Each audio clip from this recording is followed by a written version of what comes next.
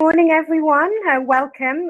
Thank you so much for joining us today for CML's Ask Me Anything Immigration webinar. It's great to see so many of you today and lots of familiar names. But for those who haven't met me yet, I'm Louise Reed, Managing Director here at CML, and I'm joined by Juliet Gilbert, on the screen, one of our immigration experts and resident consultant.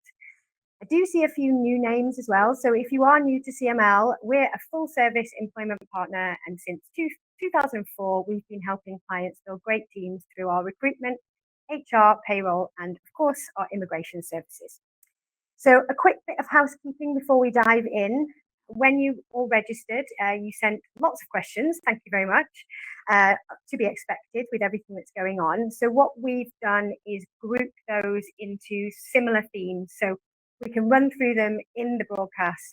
But if you do have any follow-up questions or any new questions that come to light, please feel free to pop those in the Q&A section. It's on the left of my screen. I'm going to assume it's on the left of yours, and we'll keep an eye on those as they come in live. We obviously do have a time limit today. We know your time is precious. So if we don't get to your question, please don't worry. We will follow up after the webinar. So as your host this morning, I'll be monitoring the questions. I thought I had the easy job, but seeing all the questions that came in this week, I'm now slightly concerned, so please bear with me. And Juliet will address them as best as she can. And the reason why I say that is that the bill is still in public consultation and the detailed regulations haven't actually been released yet. So there really is an element of interpretation at this stage. So we may not have firm answers for everything for you today, but what we will share is what's known. We'll flag what's still pending, but most importantly, our aim throughout is that we're in this together, and when we know, we promise you will too. So we're currently collaborating with all the other immigration service providers and law firms on the island. CML actually administers the local Cayman ISP group, which is the group that sort of keeps us all together. And at this point, we're pretty much talking daily, sharing interpretation of the new laws, communicating as a group with the Department of Work and the Ministry. And so again, anything we learn throughout that process, we will be sharing with our clients as well. So before we jump into the main questions, I want to address one that came through this week that I can actually answer, and that is, how are we planning to support our clients through these changes? So the short answer is with events like today. So this is just the start. We'll be hosting sessions on different aspects of the changes. I think the next one will be around residency, and that's coming up really quickly. We may also cover things like how it will affect the recruitment process, the talent pool that we'll be recruiting from, and things like that. Once the bill is implemented and we have more clarity, then we'll also dig a little deeper. We'll also be reaching out to our current clients for one-on-one meetings, going through any of the specific impacts on your company and any sort of specific questions that you might have. But as that might take us a little bit of time to get through all of our clients, we do strongly encourage that you log into some of these webinars as well. So we will crack on, and I'll start with some of the grouped questions that we talked about that you sent in this week. So the first one there is, so as I just mentioned, the amendment bill is still in the public consultation phase. So Juliet, can you give us a little bit more information about what that means and what we can expect? Yes, sure.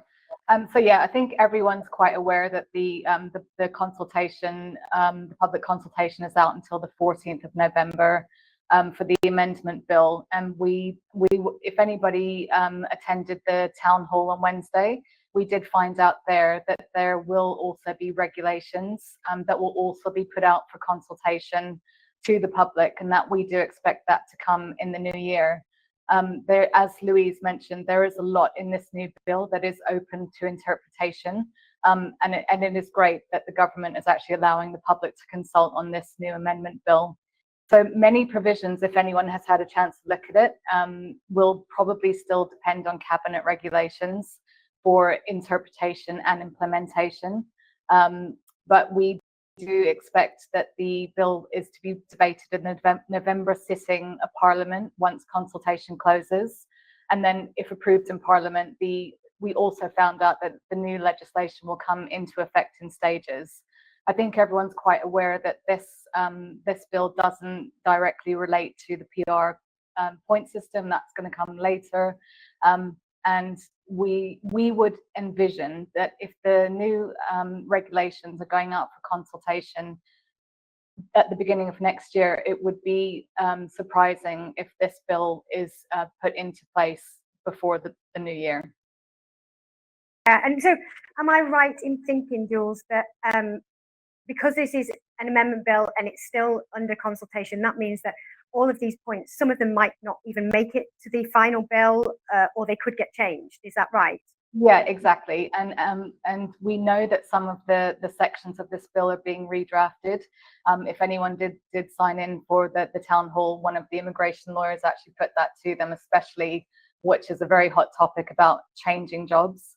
So we know that elements of the bill will be redrafted, and I'm sure and I hope that people will reach out to government to give their recommendations and questions. As you know, this is really historical. We've never had the opportunity to have our voice heard, and to have our voice heard before a bill is actually published. So it's great that they're doing this. It really is quite historical, isn't it? And I think my take from the meeting on Wednesday was that they really do want us to reach out. I don't think anybody should be worried about doing so, that they really do want to hear this feedback, and they are taking it into consideration. Absolutely. Thanks. Sorry, but another thing I just wanted to clarify, this webinar, even though we may not have the answers, it's really just to ensure that everyone is given the heads up that although this bill isn't enacted, it will be coming, there will be changes, and our aim as your immigration provider is to give you the heads up and just, you know, try and ensure that you remain compliant so you're not blindsided by anything. And as much notice as we can possibly give, right? Yeah. Excellent. So one of the questions that's come through is also that we've been hearing a lot about new job advertising rules. Can you tell us about what's changing? Absolutely. So at the moment, and everybody will be aware of this, everybody has to advertise each vacancy on Jobs Cayman for 14 consecutive days, and there are no requirements for newspaper advertising. The new amendment is going to require posting the vacancy for 21 days in the work portal. That's an absolute given. It already is right now. But they're also saying that you have to publish it in Jobs Cayman either in a local newspaper or via prescribed media. So employers, and also there's supposed to be a prescribed posting fee for this Jobs Cayman posting. Obviously, we don't know what that fee is going to be. I'm going to assume it's got to be a quite small nominal fee, because work's not going to want to, you know, place undue financial hardship onto employers. But at this stage, obviously, we don't know what that fee is. But I do want to caveat that at this moment in time, continue on with the 14-day publishing. You don't need to advertise anywhere else than the Jobs Cayman portal, unless you so wish to, which is absolutely your choice. And the other thing that isn't specifically in this bill, but they did put it on the work portal, is that employers are obligated to record application outcomes and provide feedback for all Caymanians who apply directly through the work online portal. Now, this has always been the case. When a Caymanian applies on the online portal, there is a section where employers can state the reasons as to why that person was unsuccessful. What this post is saying is no longer are they going to accept things like, well, that person just wasn't fit for the role. They want proper structured feedback, because obviously if you're a Caymanian who's in a quite who's training and isn't quite where they need to be, it's not good enough really just to tell them, well, you're just not fit for the role. Work is just saying, if you're trying to allow Caymanians to forward progress, you need to provide structured feedback. This, I mean, obviously this is something that we help our clients with and we help them with on the portal, but I think they're more aiming this towards potentially employers that would forget to do this or isn't on the portal anymore. So do we have any clarification on what structured feedback is, or is that something we need to wait for? I mean, I think you can kind of count on it. It'll be things like potentially, Juliet, you didn't meet the technical requirements for this position, but potentially, you know, in 2 years' time, you might get there. Just that if I was an employee, and I was looking for a job, that feedback would actually help me. And it is worthwhile to note and to remind people that that feedback is seen not only by work, but it's actually seen by the candidate as well. So I would be very mindful as to the feedback that's put on there. I had a question come through on this. What do we think prescribed media means? Well, yeah, exactly. So yeah, that's another. That's actually something that I've gone out to work independently about. So again, that's open to suggestion. It could mean your company website. It could mean your company LinkedIn. It could mean your company Facebook. It could mean all of the three. So at this moment in time, we don't know. We're just yeah. That's a point of clarity that needs to be clarified by work. Thank you for that, Jules. Next question has come through. Are there any changes to the income or financial requirements for adding dependents? Yes. So this is something that was actually clarified in the town hall on Wednesday. So currently, the financial requirements, if I want to add one dependent to my work permit, I need to be earning 3,500 Cayman dollars per month. And if I want to add two dependents to my work permit, I need to be earning 4,000, so an extra 500 per dependent. So this information isn't actually put anywhere. It's more of an internal policy. So it's great that these amounts are actually going to be in the new regulations when they're put out for consultation. So the new regulations are going to state that you have to be earning 5,000 CI per month to add one dependent to your work permit, and an additional 1,000 per dependent, and that's actually going to be in the regulations, which is great. So this isn't really a change as such. It's just that we're formalizing things. Yeah, exactly. It is a change in the amounts, and it's going to be formalized because yeah, there's many people out there that wouldn't know what the financial requirements are because it's not actually written anywhere unless you ask someone that does this for a job day in, day out like we do.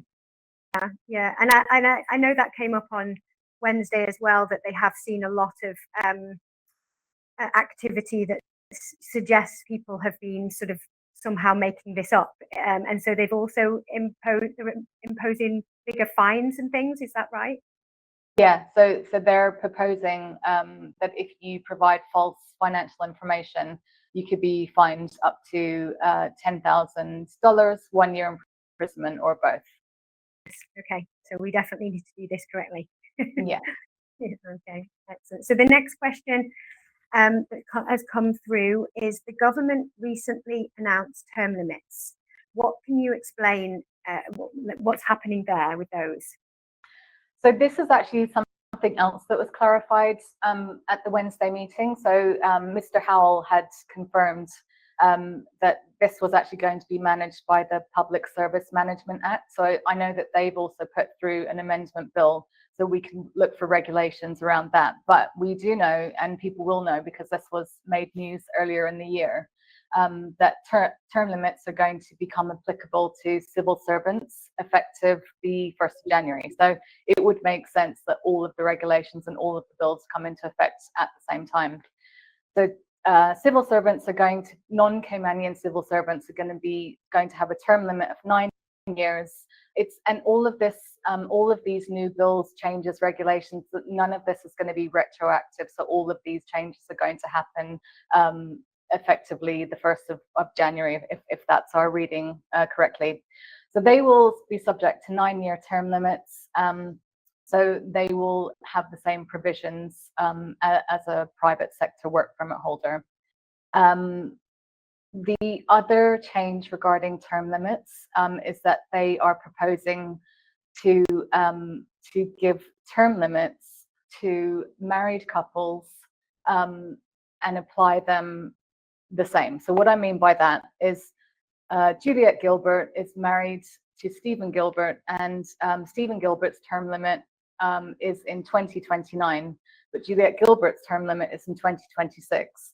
Now, in the current legislation, once Juliet Gilbert's term limit comes into effect in 2026, she can then apply for a work permit application under Section 66 of the current Act to allow her to then attach onto Stephen Gilbert's work permit, meaning both of their work permits go to 2029, and effectively allowing Juliet to have extra time in case she wants to apply for PR, and just giving her some extra time. What they are proposing here is that Juliet Gilbert and Stephen Gilbert are married, and Stephen Gilbert's term limit then goes to Juliet Gilbert's term limit of 2026. Now, I would imagine that there's quite a few questions and quite a few people confused about this section. So it remains to be seen what they're going to do. But my understanding is, again, none of this is going to be retroactive. So if someone has a term limit on the 1st of January 2026 and they were planning on doing this, my understanding is it's not the intent of government to propose undue financial hardship on any employee by doing so.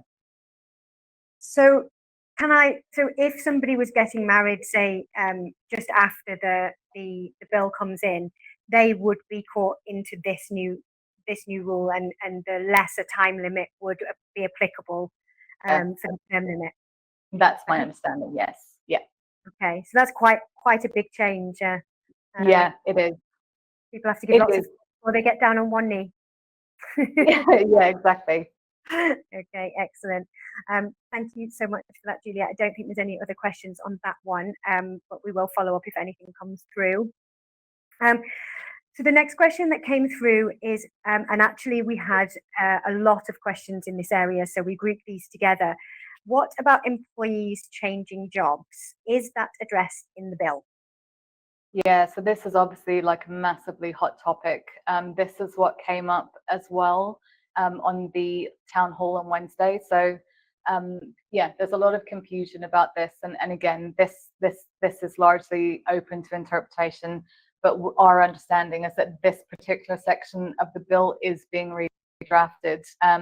So the new amendment bill is proposing a restriction that a work permit may not change employers within the first 2 years of their permit being granted unless there are extenuating circumstances approved by the Director of Work.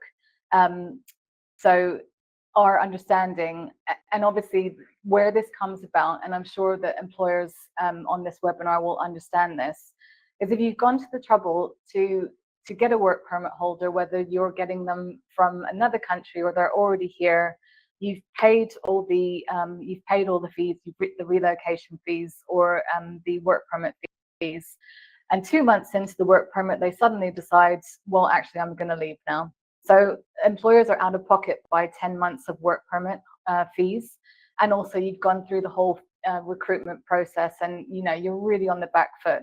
At the moment, it seems just be an open door policy whereby people are just allowed to do that. So this is what they're trying to stop happening. They're actually trying to work in the employer's favor. So our understanding is that potentially this is going to apply to new work permit holders. So potentially if the bill comes in on the 1st of January, it will apply to all new work permit holders, and it is within the first 2 years of your work permit.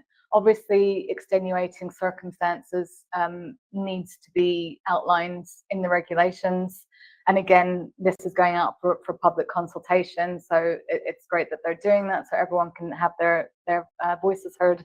Extenuating circumstances are going to be something like, if you've been let go, if you haven't been treated well, if the terms and conditions of your contract have not been met, i.e. not paying health and pension, not the salary that you were told that you were going to be paid.